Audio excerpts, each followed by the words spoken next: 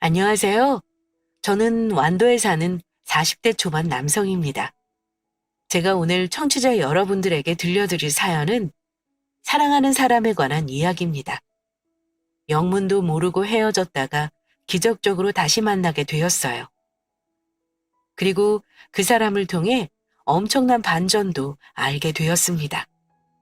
그 사람을 다시 만나 제 인생에서 가장 큰 기적과 축복을 받았지만 한편으로는 믿기 힘든 충격적인 내막으로 큰 고통이 뒤따랐죠.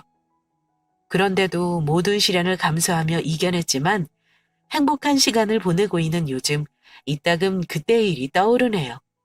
그럼 지금부터 저의 이야기를 시작하겠습니다. 우리 집은 소위 잘 사는 집이었습니다. 저는 부모님께 촉망받는 외아들이었어요. 대대로 교사 집안으로 저 또한 교사의 길을 걷기 위해 부단히 노력했습니다. 그러다 운명적인 여자를 만나게 되었어요. 그리고 그 여자와 평생을 함께하고 싶었습니다. 어머니, 아버지, 제발 그 사람을 허락해 주세요. 안 된다. 감히 우리 집안에 그런 애를 들이려 하니?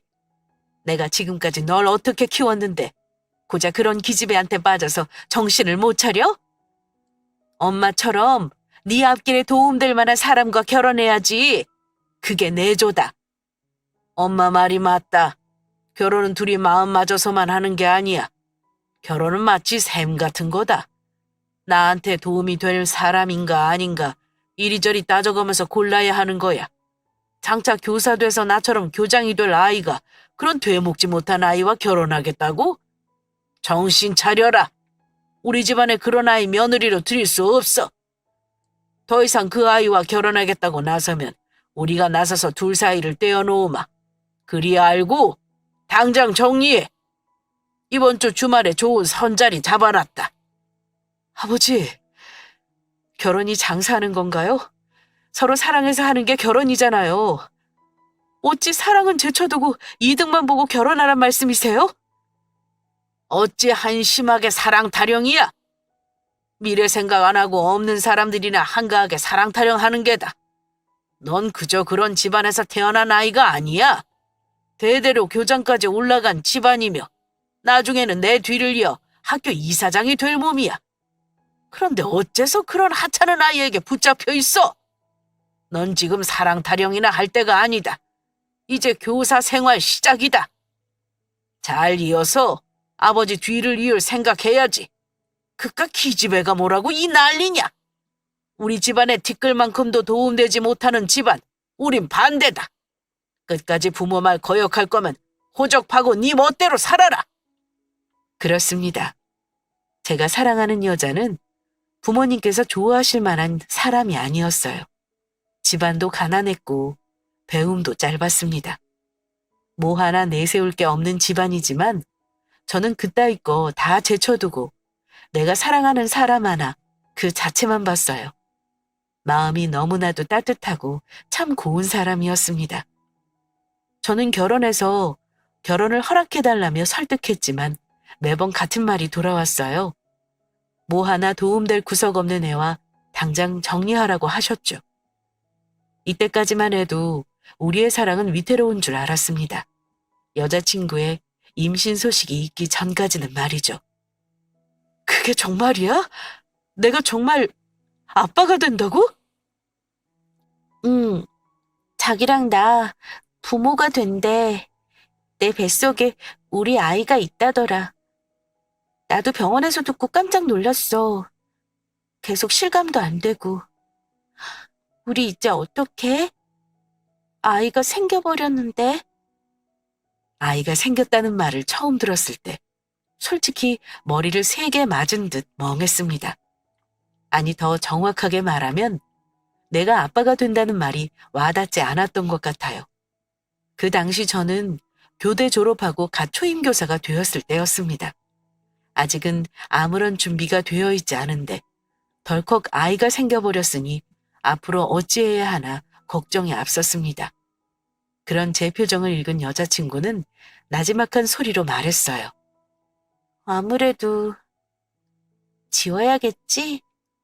우린 아직 준비도 안 됐고 무엇보다 자기 부모님의 반대가 심하시니까 결혼도 반대하시는데 뱃속에 아이까지 임신한 걸 아셔봐. 날 더 싫어하실 거야. 여자친구는 아이를 지우려 생각했습니다. 아무래도 우리 부모님이 걱정되어서였겠죠. 그 말을 들으니 번뜩 정신이 들었습니다. 우리에게 귀한 생명이 생긴 건데 난 기뻐하지 않고 걱정만 앞섰구나 깨달았어요. 무엇보다 내가 사랑하는 여자와 뱃속의 아이를 끝까지 지켜주고 싶었습니다. 그래서 걱정하고 있는 여자친구를 꼭 안아주며 말했어요. 아니, 지우지 마. 우리 아이인데 어떻게 지워? 우리 낳자. 결혼해서 우리 아이 낳고 행복하게 살자. 아이까지 생겼는데 우리 부모님도 더 이상 반대 못 하실 거야. 내가 우리 결혼 허락 꼭 받을게. 그러니까 나만 믿고 걱정하지 마. 알겠지? 아이까지 생긴 마당에 무서울 게 없었습니다. 저는 제가 사랑하는 여자와 내 아이를 포기할 수 없었어요. 그 길로 당장 집에 가서 부모님께 임신 사실을 알리며 결혼을 허락해달라고 설득했습니다. 그러자 부모님은 매우 놀라시며 난리를 치셨어요. 뭐? 임신? 그게 집에 뱃속에 네 아이가 생겼다고? 아이고, 이걸 어쩌면 좋니? 제대로 발목 잡히게 생겼네. 그 앙큼한 것이 널 잡으려고 임신까지 할 줄이야. 그 애가 네 애라는 게 확실하냐? 그게 무슨 말씀이세요, 아버지? 당연히 제 아이죠. 그럼 여자친구가 거짓말이라도 한다는 건가요? 그럼 뭘 믿고 네 아이라 생각하냐?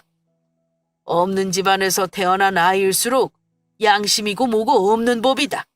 너 하나 잡고 물고 늘어져서 팔자 고치려는 걸 내가 모를 줄 알아? 그 아이 네 애 아니야. 분명 다른 놈의 아이를 뵌 걸 거다. 아버지, 말이 되는 소리를 하세요.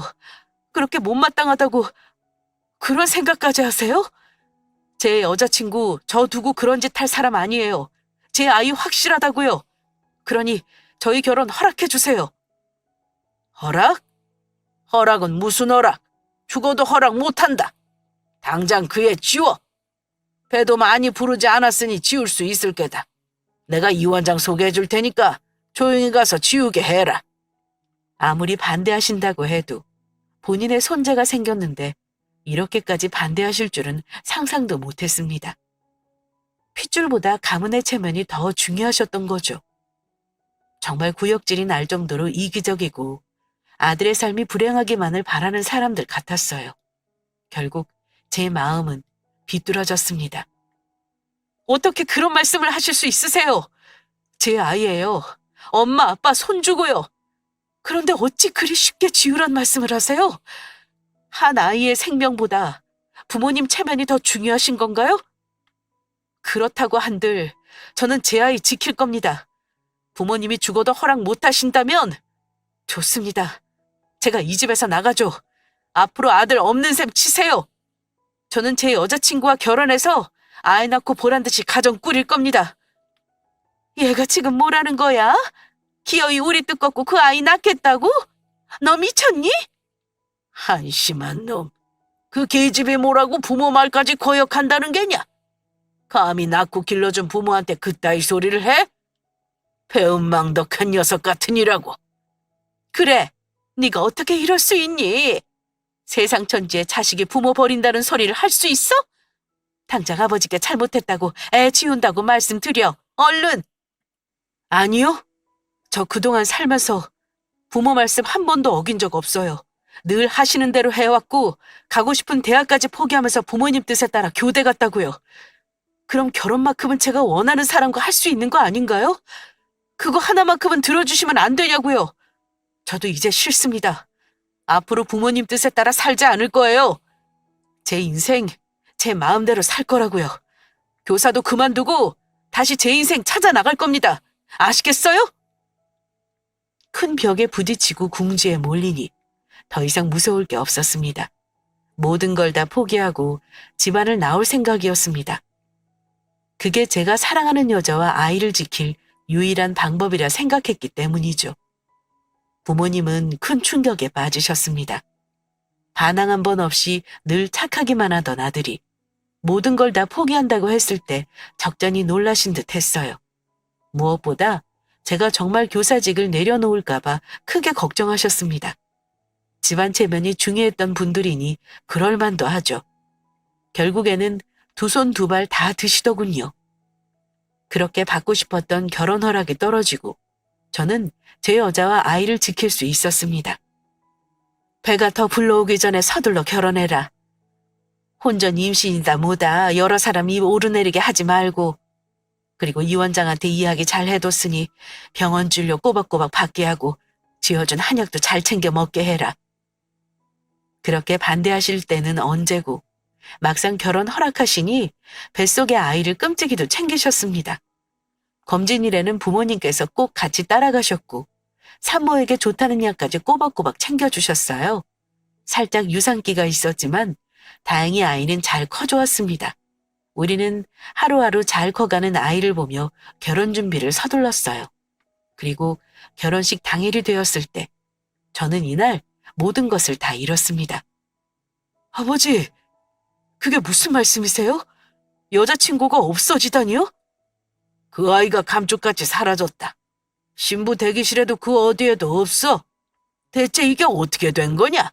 그렇게 죽고 못 산다고 애까지 덜컥 임신해놓고 감히 결혼식 날 도망을 쳐? 도망이라뇨? 그럴 리가 없어요. 제 여자친구가 왜요? 그럼 없어진 걸 어떻게 설명할 거냐? 전화도 안 받고 도통 보이질 않는데 사람들 다 불러놓은 자리에 이게 무슨 망신이야? 이제 어쩔 거야?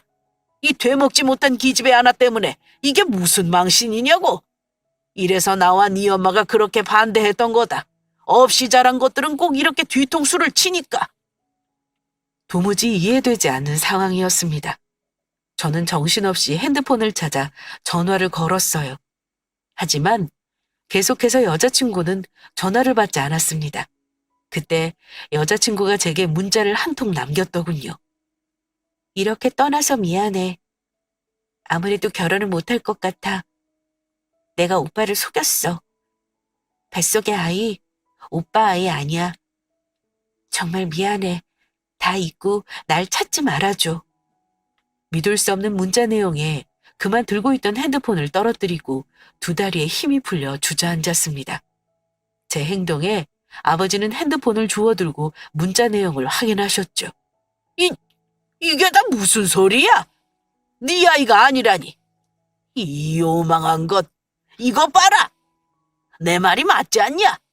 다른 놈 애로 네 발목을 잡고 늘어지려 한 게야. 이래서 없는 것들하고 상종하지 말아야 하는 거다. 차라리 잘 됐어. 결혼식 올리고 알게 된 것보다 그 전에 알게 된 게 천만다행이야. 네 할아버지가 도우셨다. 넋놓고 한참을 멍하니 있다가 믿을 수 없는 상황에 결혼식장을 뛰쳐나왔습니다. 당장 여자친구의 집으로 달려갔지만 여자친구는 없었어요. 갈 만한 곳도 미친 듯이 뛰어다니며 찾았지만 그 어디에도 보이지 않았습니다. 엄청난 배신감과 충격에 하루하루 폐인처럼 살아갔죠.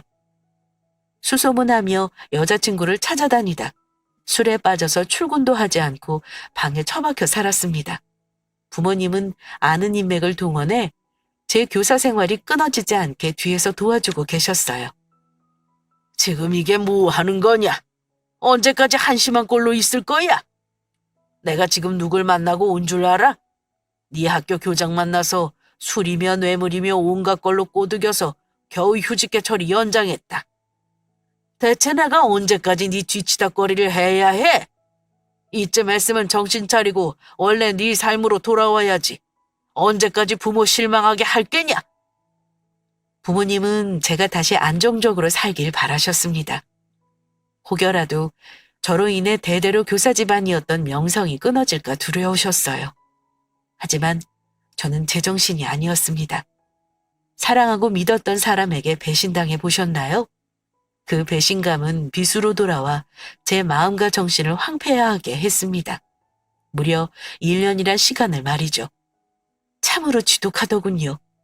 다시 문 밖으로 걸어 나오기까지 긴 시간이 걸렸습니다. 매일매일 여자친구를 생각하며 시달리던 저는 정신이 어떻게 될 것처럼 미칠 것 같았어요. 그래서 무엇이든 해야 했습니다. 그 사람을 잊을 수만 있다면 다른 일에 몰두해야 했어요.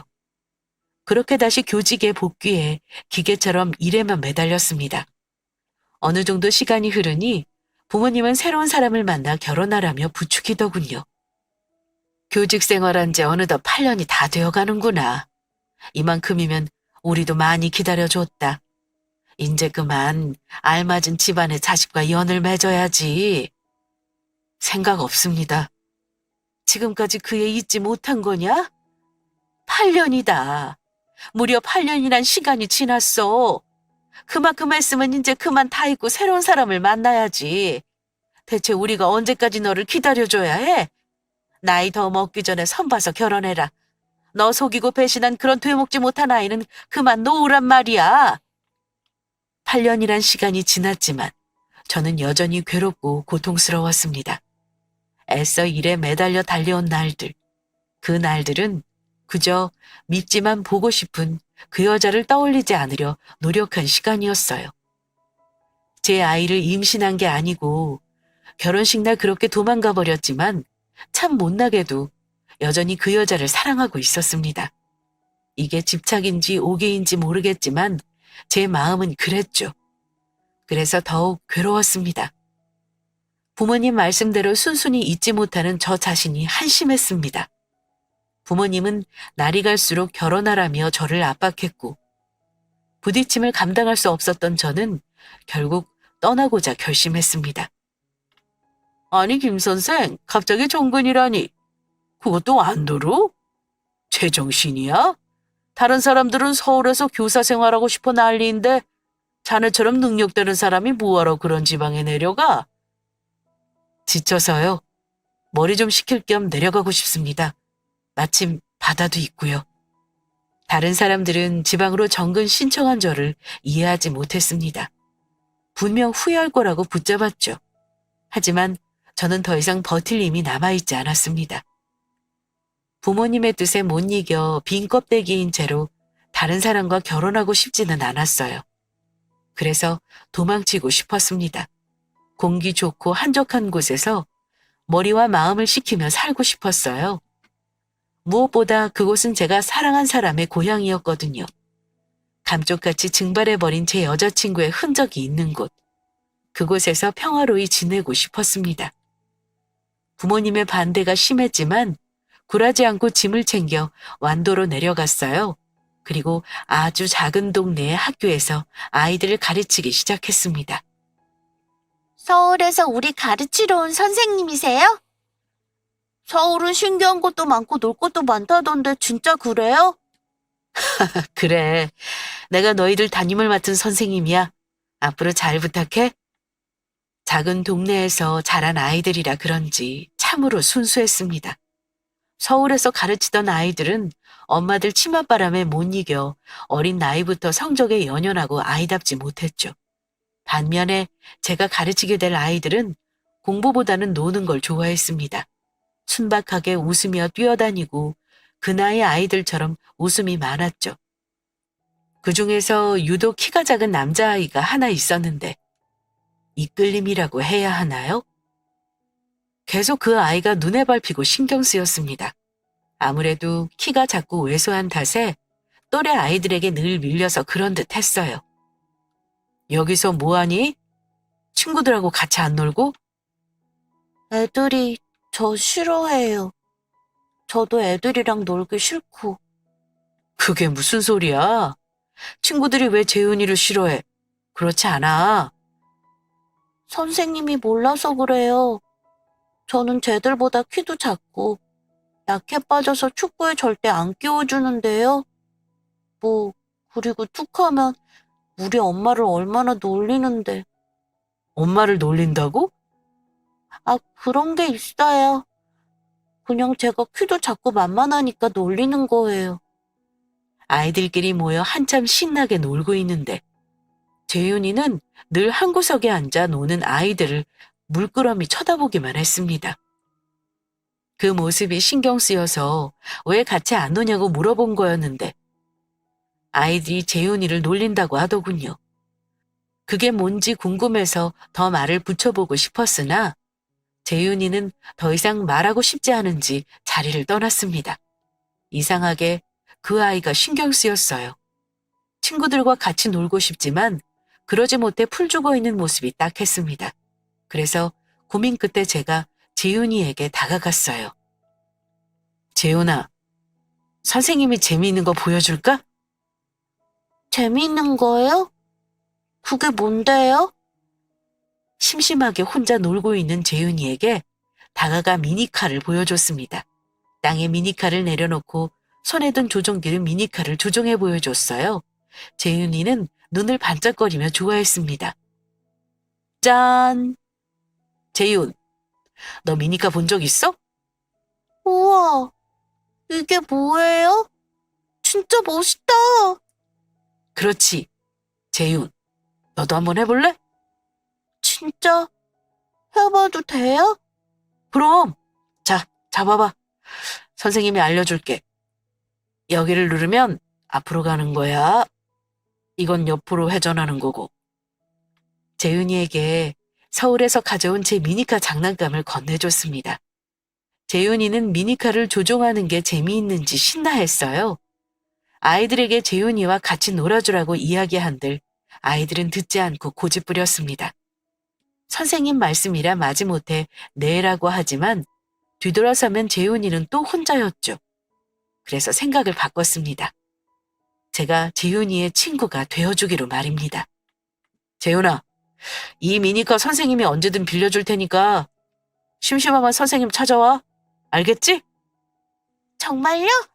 아싸! 감사합니다. 재은이는 쉬는 시간 혹은 점심시간 이후에 심심하면 저를 찾아왔습니다.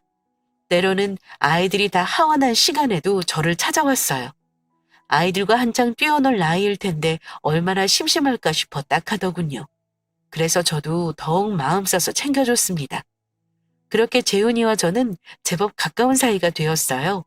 같이 축구도 하고 라면도 끓여 먹고 낚시도 하러 가고요. 재훈이 얼굴에는 점점 미소가 많아지기 시작했습니다. 그러던 어느 날 학교에서 못다한 서류 일을 하고 있는데 누군가 거칠게 교무실 문을 열고 들어왔어요. 너 얼른 이리 와. 선생님. 어머니 안녕하세요. 그런데 학교까지는 무슨 일로? 아니 너희들 얼굴이 왜 그래? 우리 반 학부모님이 씩씩거리며 아이들을 우르르 데리고 교실에 찾아왔습니다. 제 앞에 서 있는 몇몇 아이들은 코피가 터져 있었고 얼굴이 긁히고 맞은 상처가 보였어요. 딱 봐도 싸운 것 같았습니다. 제가 웬만하면 참으려고 했는데 이건 아니죠. 도대체 애가 얼마나 독하고 발랑 까졌으면 남의 집 귀한 애들을 이렇게 때릴 수 있대요? 이번 일 그냥 못 넘어가겠으니까 당장 이 아이 엄마 부르세요. 재윤이 저놈의 자식이 툭하면 우리 아들 때리는 통에 화병이나 죽겠다고요. 귀에서 나도 손 못 대는 우리 아들을. 제가 뭔데 이렇게 만들어놔? 애미가 애를 못나게 키웠으니 일이 쌍딱을 만들었지. 하여간 미혼녀라 발랑 까진 거 알아봤다니까. 우리 엄마 욕하지 마요. 내가 때렸는데 왜 우리 엄마 욕해요? 그리고 저 자식이 먼저 우리 엄마 놀렸단 말이에요. 그러니까 때렸지. 이놈의 새끼가 어디 어른한테 눈 똑바로 뜨고 대들어? 너 진짜 한번 혼나볼래? 어머니, 일단 진정하시죠. 그리고 애들도 있는 자리에서 말 가려 해주시고요. 어른이 모범을 보여야 하지 않겠습니까? 우선 정말 그랬는지 재훈이한테 먼저 물어보고 난 다음에 나 참, 선생님도 들으셨잖아요. 저놈이 저한테 버릇없이 눈 똑바로 뜨고 대드는 거. 저 이렇게는 그냥 못 넘어가요. 이놈의 자식 버릇을 아주 단단히 고쳐놓을 거라고요. 당장 엄마 불러주세요. 학부모는 거칠게 항의하며 재훈이의 엄마를 불러달라고 난리쳤습니다. 재훈이는 분해서 주먹을 꽉 쥐며 울음을 터뜨렸어요. 어린 마음에 큰 상처를 받을까 걱정됐습니다. 저는 학생 기록부에 있는 엄마 전화번호를 찾는데 제가 아는 이름과 낯익더군요. 순간 멈칫했지만 동명이인이라 생각하고 전화를 걸었습니다. 곧이어 윤재 어머니가 전화를 받았고 서둘러 학교로 오겠다고 했죠. 저는 재훈이 어머님이 오는 동안 상황을 풀어보려 부단히 노력했습니다. 그렇게 30분이 흘렀을까요? 어디선가 다급한 발소리가 들리더니 이윽고 누군가 문을 열고 들어왔습니다. 그리고 들어오자마자 재윤이를 잡고 혼내더군요. 너 또 친구 때렸어? 엄마가 친구 때리면 안 된다고 했지? 너 정말 엄마 말 안 들을래? 왜 이렇게 엄마를 속상하게 해? 때릴만 하니까 때리지. 나 진짜 안 때리려고 했는데 쟤들이 자꾸 엄마 놀리잖아. 엄마는 왜 나한테만 뭐라고 해? 먼저 엄마 놀린 건 쟤들인데 왜 나만 혼내냐고. 쟤들이 먼저 엄마 보고 미혼모라고 했단 말이야. 남자 꼬셔서 나 낳은 거라 했다고. 성현이 엄마가 다른 아줌마랑 하는 말 성현이가 들었대. 동네 사람들이 엄마한테 뭐라 그러는지 알아? 이혼했거나 버림받았을 거라고. 아니면 남자 꼬셔서 나 낳았다고 수군거린단 말이야. 애들이 자꾸 엄마 욕하면서 나한테 아빠한테 버림받은 놈이라고 놀리잖아. 그러니까 때렸지. 그걸 어떻게 참아? 뭐? 그게 사실이야? 엄마는 잘 알지도 못하면서 왜 나만 혼내? 왜? 엄마만 내 편 들어줘야지. 왜 내 이야기 들어보지도 않고 혼내는데? 재윤이는 서러웠는지 엄마의 손을 뿌리치고 제게 달려와 안겼습니다. 그리고 정말 서럽게 울더군요. 하지만 저는 그런 재윤이를 달래줄 수 없었습니다. 돌처럼 굳어서 그저 윤재 엄마라는 사람만 쳐다볼 뿐이었으니까요. 재윤아, 네가 왜... 그렇습니다. 제 눈앞에는 결혼식 날 도망갔던 제 여자친구가 서 있었습니다. 그것도 재은이의 엄마로 8년 만에 나타난 거죠. 재은이 역시 저를 한눈에 알아보고서는 놀라서 얼굴이 하얗게 질리더군요. 그리고 이내 저를 안고 울고 있는 재은이의 손을 확 채가니 재은이를 품에 안고 꼭 숨겼습니다. 마치 제가 보면 안 된다는 듯이요. 성현이 어머니, 오늘 우리 아들이 성현이 때린 거 죄송해요. 아무리 친구가 놀렸어도 때리면 안 되는 거라고 가르치는데 아이가 많이 속 상했나 보네요. 집에 가서 잘 타이르겠습니다. 다만 성현이도 2번 다시는 그런 말로 우리 애 놀리지 못하게 해주세요. 다시 한번 놀리면 그때는 저도 가만히 있지 않겠습니다. 가자, 재훈아. 재은이는 재윤이를 데리고 서둘러 학교를 빠져나갔습니다. 재윤이가 모두 실토한 탓에 민망해진 성은이 어머님은 헛기침을 몇 번 하더니 성은이와 다른 아이들을 데리고 나갔어요. 저는 텅 빈 교무실에 혼자 서서 재은이가 나간 곳만 하염없이 쳐다봤습니다. 8년 동안 보고 싶은 마음을 애써 누르며 겨우 참았는데 이렇게 다시 눈앞에 나타나니 더욱 참을 수 없이 괴로웠습니다. 8년 전 문자로 제게 말했던 것처럼 재은이는 다른 사람의 아이를 낳고 혼자 키우는 듯 했죠. 고작 이렇게 살려고 날 떠났나 싶은 게 너무나도 속상하고 원망됐습니다. 결국 참지 못하고 생활기록부에 적힌 주소로 찾아갔습니다. 그리고 다짜고짜 문을 두드렸어요. 재은아, 나야. 잠시 이야기 좀 해. 제 소란에 재은이는 놀라서 헐레벌떡 문을 열고 나왔습니다. 이게 뭐 하는 짓이야? 여긴 왜 찾아왔어?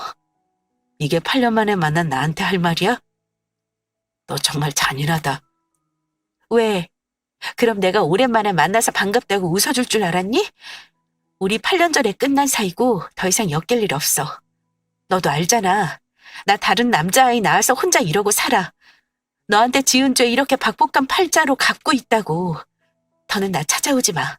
너한테 해줄 어떠한 말도 없고 이렇게 다시 만나서 얼굴 보고 싶지 않아. 당장 돌아가. 그럼 이거 하나만 말해줘. 여기까지 왔는데 답해줄 수 있잖아. 8년 전 그때 왜 결혼식 당일 사라졌는지 누구의 아이냐고 묻지 않을게.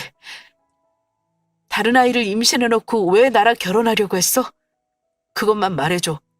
하필이면 왜 결혼식 당일 날 버렸는지 말이야. 재은이는 한껏 날 원망하는 눈으로 쳐다보며 독하게 말했습니다. 그게 그렇게 알고 싶어? 좋아, 말해줄게. 그 당시 너 말고 만나는 다른 남자 있었어. 둘 중에 누가 더 좋을까 재던 중에 그나마 넌 대단한 교사 집안이고 꽤 사니까 너랑 결혼하려고 한 것뿐이야. 제대로 팔자 한번 고쳐보려 했는데 도저히 안 되겠더라. 널 속이고 결혼하는데 너한테 못할 짓이라서 자신이 없었어. 그래서 도망친 거야. 이제 됐니? 그러니까 더는 나 찾아오지 말고 기억 속에서 나란 사람 잊어. 그냥 천하의 못된 년이라 생각하고 묻어줘. 그리고 우리 재훈이 학교 옮길 거야. 네가 내 아들 담임인 걸 알았는데 내가 어떻게 보낼 수 있겠어? 재훈이 가져서 결혼식 파토냈다고 생각하고 우리 애 잡을지 누가 아냐고. 나 불안해서 못 보내. 그러니까 당분간 집에 데리고 있을게. 재은이는 참으로 모질게 저를 밀어냈습니다.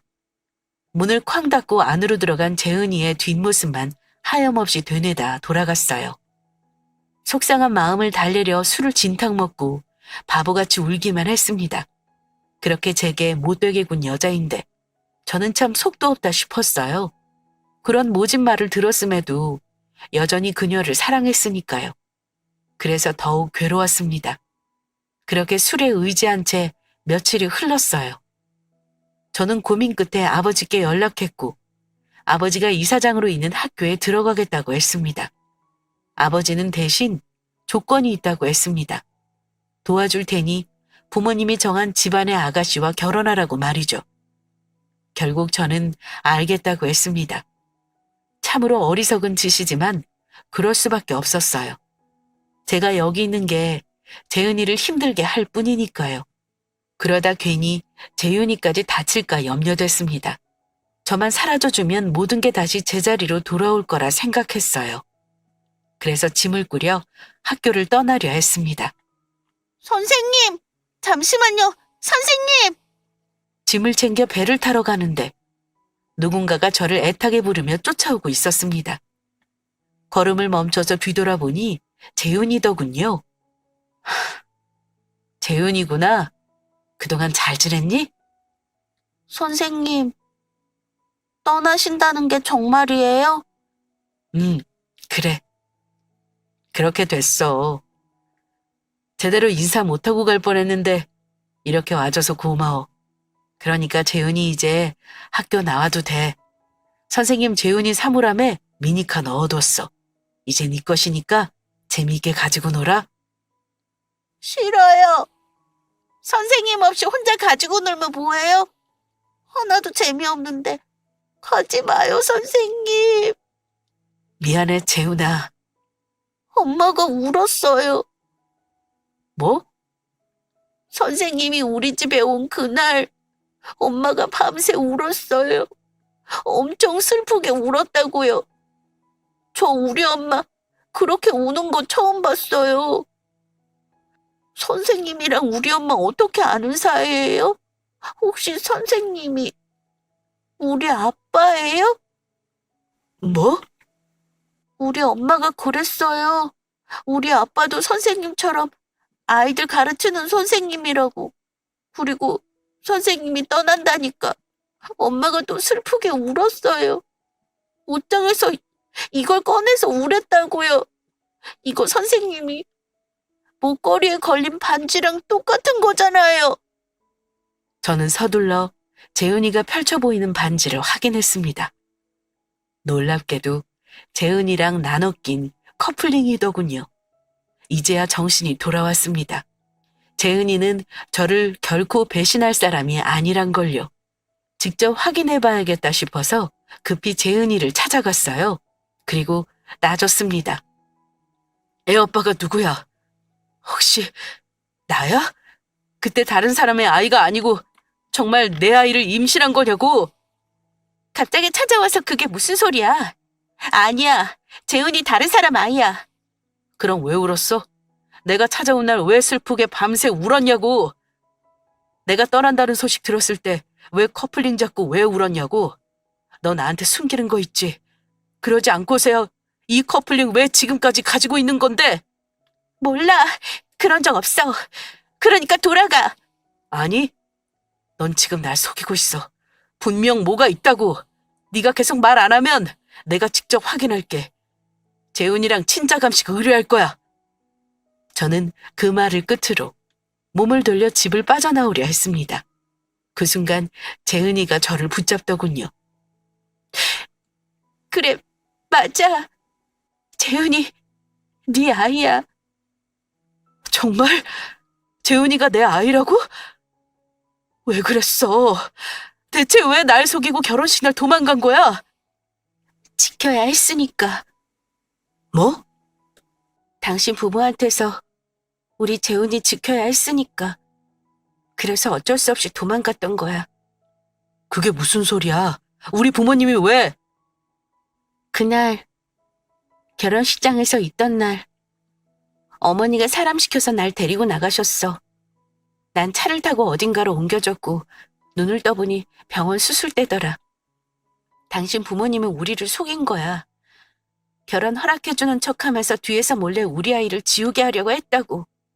몸에 좋은 약 지어주신 건 다 애 떨어지게 하는 약이고 진료일 때마다 같이 갔던 건 애가 떨어졌나 직접 확인하기 위해서였어. 약을 써도 잘 떨어지지 않으니까 결국 그날 우리 재훈이 지우게 하려 하셨다고. 말도 안 돼. 우리 부모님이 어떻게 그런 짓을... 나도 처음엔 믿기지 않았어. 어찌어찌 겨우 그 수술방에서 도망치고 간신히 몸을 숨겼는데 그때 어머니가 아버님이랑 전화통화하는 소리를 들은 거야. 본인 아들 인생 망치지 않게 하려면 기필코 애를 지워야 한다고 했어. 그래서 결혼식 날 병원으로 빼돌린 거야. 당신한테는 다른 사람 아이를 가져서 도망쳤다고 둘러댄다더라. 어떻게든 찾아서 애 지울 테니 시간 좀 벌어달라며 전화를 끊는데 당신한테 연락할 수 없었어.